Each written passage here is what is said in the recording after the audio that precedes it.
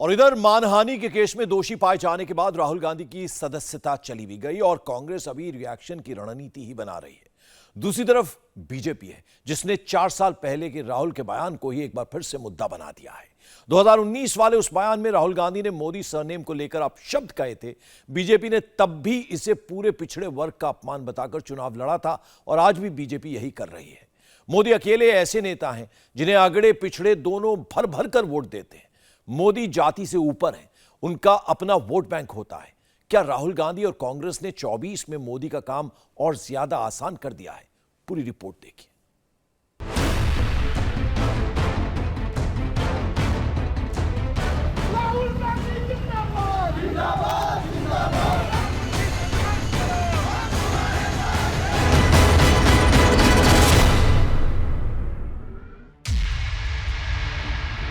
राहुल ने मोदी की जाति बताई और 1441 दिनों के बाद अंजाम भुगत लिया।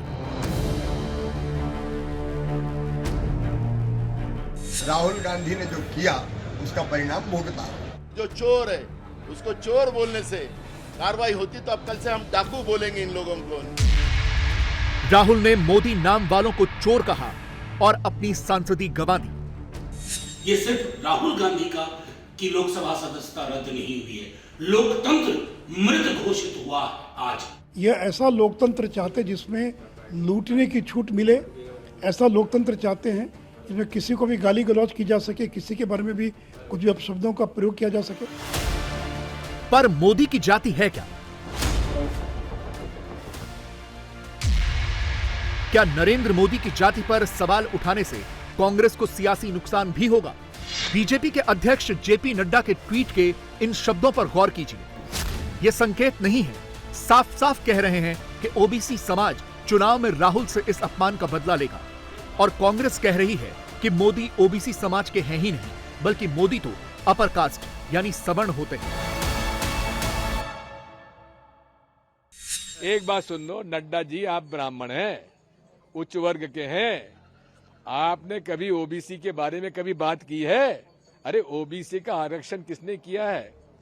उस समय जनता दल में हुआ, आपने जनता दल का समर्थन छोड़ दिया था मंडल कमीशन की वजह से। आप कहां की ओबीसी की बात करते हैं? आप लोगों को उम्मीद थी इतनी आनंद। और दूसरी बात यह है, ये कह रहे हैं मोदी समाज।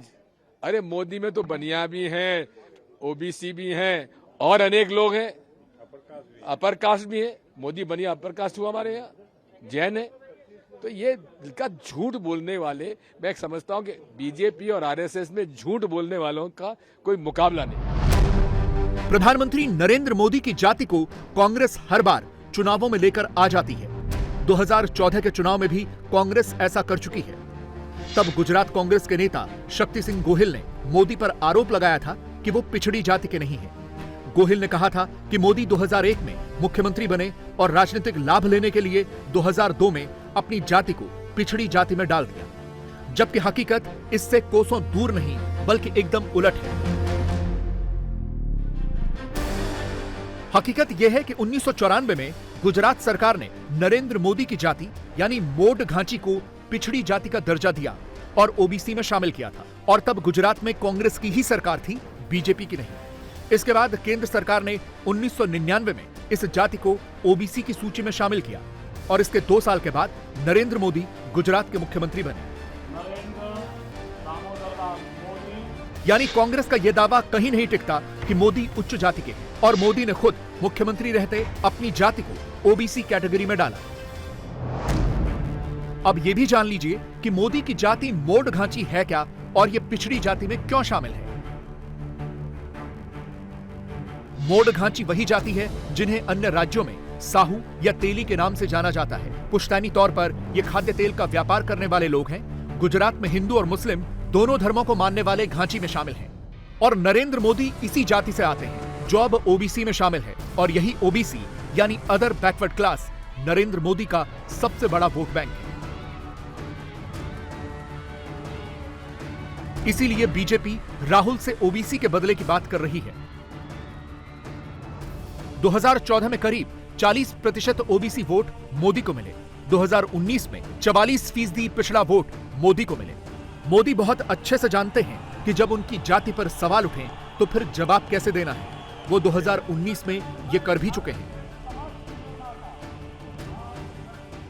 कह रहे हैं कि जिसका भी नाम मोदी है वो सारे चोर क्यों है। भाइयों बहनों, पिछड़ा होने की वजह से हम पिछड़ों को अनेक बार ऐसी परेशानियां झेलनी पड़ी है। अनेक बार कांग्रेस और उसके साथियों ने मेरी हैसियत बताने वाली, मेरी जाति बताने वाली गालियां देने में कोई कमी नहीं रखी है, लेकिन इस बार वो इससे भी आगे बढ़ गए हैं और पूरे पिछड़े समाज को ही चोर कहने लग गए हैं। हिंदुस्तान में पिछड़ों की कुल संख्या कितनी है कोई नहीं जानता। अलग अलग अनुमानों के मुताबिक पिछड़ों की तादाद 41% से लेकर 52% के बीच है। पिछड़ा यूपी में भी है, बिहार में भी, राजस्थान में भी, एमपी में भी, पिछड़ा गुजरात में भी है और कर्नाटक में भी। और इस 50% ओबीसी वोट बैंक में भी तेली समाज यानी मोदी की जाति वालों की संख्या वोट बैंक के लिहाज से काफी है। प्रधानमंत्री नरेंद्र मोदी के गृह राज्य गुजरात में तेली यानी मोड़ घांची समुदाय की संख्या 6% है और यहां लोकसभा की 26 सीटें हैं। बिहार में इन्हें तेली साहू समाज कहा जाता है। यहां कुल ओबीसी में से 7% आबादी इनकी है और यहां लोकसभा की 40 सीटें हैं। झारखंड में भी तेली समाज की संख्या 12% के करीब है और यहां लोकसभा की 14 सीटें हैं। छत्तीसगढ़ में इन्हें साहू कहा जाता है और कुल ओबीसी आबादी के 22% संख्या इन्हीं की है और यहां लोकसभा की 11 सीटें हैं। मध्य प्रदेश में भी करीब 5 से 6% साहू समाज के लोग रहते हैं और यहां लोकसभा की 29 सीटें हैं। उत्तर प्रदेश में भी तेली समाज को साहू और जायसवाल कहते हैं और यहां इनकी संख्या करीब 4% है और यूपी में लोकसभा की सबसे ज्यादा 80 सीटें हैं। इसी तरह राजस्थान में तेली समाज को साहू और राठौर कहते हैं। यहां उनकी आबादी 4 से 5% है और यहां लोकसभा की 25 सीटें हैं। अगर इन सभी राज्यों की सीटें मिला दी जाएं तो वो कुल 225 सीटें होती हैं। बीजेपी के हाईएस्ट स्कोरिंग स्टेट यही रहे हैं। बीजेपी कोशिश कर रही है कि फिर से यही दोहरा सके। इसीलिए बीजेपी ने आज अपने पिछड़ा वर्ग से सभी नेता मैदान में उतार दिए। कोशिश ये थी कि पक्ष में माहौल बनाया जा सके। एक साथ सारे नेता धर्मेंद्र प्रधान, भूपेंद्र यादव, केशव प्रसाद मौर्य, सुशील मोदी। क्या सारे मोदी चोर हैं? इस देश के अंदर कम से कम 1-2 करोड़ लोग होंगे जो मोदी सरनेम रखते हैं और अधिकांश पिछड़ी जाति से आने वाले लोग हैं। क्या सारे लोग चोर हैं? यही आपका सत्य है या यही गांधी की अहिंसा है? तो देखिए, पहले बोल देने से नहीं होता है कि हम सत्य के रास्ते पर चल रहे हैं। तो आपने जो किया वो आपको भुगतना पड़ेगा। हमारा तो ये मानना है कि अगर आप एक समाज विशेष को पूरी तरीके से इस प्रकार से अपमानित करते हो तो ये भारत जोड़ो नहीं, ये भारत तोड़ो है। इनके एजेंडे में जो टुकड़े टुकड़े भारत की कल्पना है, समाजों को बांटना, समाजों को तोड़ना, उनको अपमानित करना, छोटे समाजों को अपमानित करना, ओबीसी समाज को अपमानित करना, भारत के लोकतंत्र को अपमानित करना, भारत के लोकतंत्र पर प्रश्न चिन्ह उठाना, विदेश की धरती पर जाकर भारत के लोकतंत्र के बारे में मिथ्या और अनर्गल प्रचार करना, झूठ बोलना, असत्य बोलना और उसके बाद भी अहंकार में रहना। राजनीति मैसेजिंग का खेल है और बीजेपी ने अपने वोट बैंक को बहुत अच्छे से यह संदेश देने की कोशिश की कि कांग्रेस पिछड़ा विरोधी है। इसीलिए पिछड़े नेताओं की बैटरी मैदान में उतरी, वो भी जो प्रेस कॉन्फ्रेंस करने बहुत कम आते हैं। सब एक साथ आ जाए, हमें कोई आपत्ति नहीं। देश मोदी जी के साथ है। वो तो मोदी जी की कब्र खोद रहे हैं। मैंने हमारी प्रतिद्वंदियों के पास मुद्दे नहीं है, अपशब्द है, गाली है, मोदी जी के प्रति ईर्षा है। ये मैं भी इनको मानता हूं, ऐसे ये मोदी जी के प्रति ईर्षा नहीं है। भारत की प्रजातंत्र की मैंडेट के खिलाफ ये बयान दे रहे हैं, भारत के गरीबों के खिलाफ ये बयान दे रहे हैं, भारत की पिछड़ों के खिलाफ। एक सामान्य घर की व्यक्ति आज कैसे देश की नहीं विश्व की आस्था स्थापित किया है, ये उनकी ईर्षा की। आज ओबीसी समाज आहत हुई है। ये स्वाभिमान की बात है, ये एक अस्मिता की बात है। ना केवल ओबीसी समाज देश की सामान्य पृष्ठभूमि की लोगों की कैसे ये सामंतवादी इज्जत करते हैं, ये इसकी प्रमाण है। कांग्रेस सदैव से पिछड़ों की, दलितों की, वंचितों की, गरीबों की विरोधी पार्टी रही है। उसने एक बार नहीं, अनेक बार माननीय प्रधानमंत्री श्री नरेंद्र मोदी जी का अपमान करने का काम किया। कभी उन्हें नीच कहा, कभी उन्हें चोर कहा, कभी उन्हें मौत का सौदागर कहा। उसके कारण केवल पिछड़ा वर्ग ही नहीं, हर समाज का जो गरीब है, वंचित है, कमजोर है, वह अपने आप को अपमानित महसूस करता रहा है। BJP full on attacking mode में है तो कांग्रेस ढंग से डिफेंड भी नहीं कर पा रही। उनके पूर्व अध्यक्ष और सबसे बड़े नेता की सांसदी जा चुकी है, लेकिन कांग्रेस अभी भी नैरेटिव पर कायम है। नैरेटिव वही है कि राहुल गांधी ने क्या गलत बोला।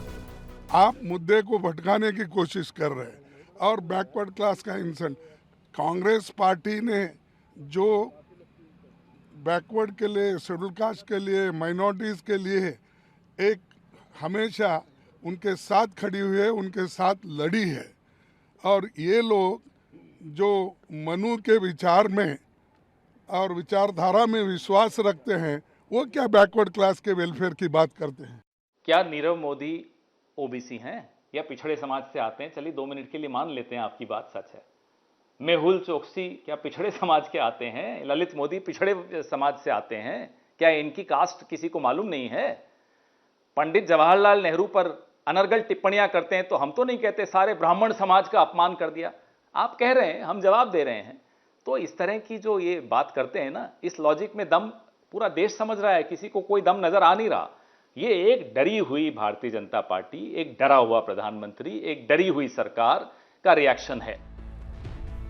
कांग्रेस को यह समझ में नहीं आ रहा कि उसे क्या करना है, इसीलिए वो अभी धरने प्रदर्शन से शुरुआत कर रही है कि देश में राहुल की सांसदी जाने का मुद्दा लेकर जाएंगे।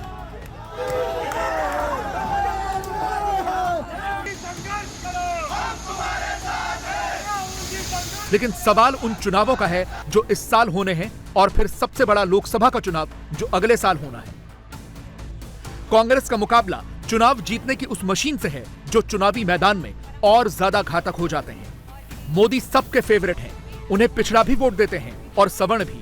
बीजेपी के रास्ते सवर्ण वोट बैंक आता है और मोदी के रास्ते पिछड़ा वोट। बीजेपी की जीत का सबसे मजबूत आधार यही सामाजिक वोट बैंक है।